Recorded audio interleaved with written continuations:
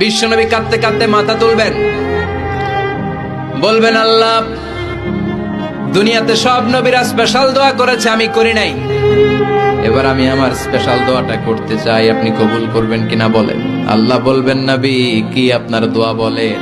বিশ্বনবী বলবেন, আমার একটা উম্মত যার অন্তরের মধ্যে যাররা পরিমাণ ঈমান আছে, একবার আপনারে আল্লাহ বলে ডেকেছে, একবার আমি বিশ্বনবীর উপর দুরূদ পড়েছে, একবার শাহাদাতের বাণী আমার যে গুনাহগার উম্মত দুনিয়ার বুকে থেকে ঘোষণা দিয়েছে, ওই একটা উম্মত যদি জান্নাতে ঢুকতে না পারে, আপনি আমারে জান্নাতে ঢুকাতে পারবেন না। আল্লাহ বলবেন, সাল তুতা, সাল সাল তুতা, ওয়াশফা তুশাফা, শাফাত করেন নবী করেন, যার জন্য দোয়া করবেন আমি কবুল করে নেব। দুনিয়াতে বিশ্বনবী কম কষ্ট সহ্য করে নাই। 3 বছর শিয়াবে আবি তালেবে জেল খেটেছে। কয় বছর? দুর্ভিক্ষের বছরগুলোতে বিশ্বনবীর পেটে দানা পানি ছিল না। কলিজার টুকরা হাসান হুসাইন কই মাছের মতো ছটফট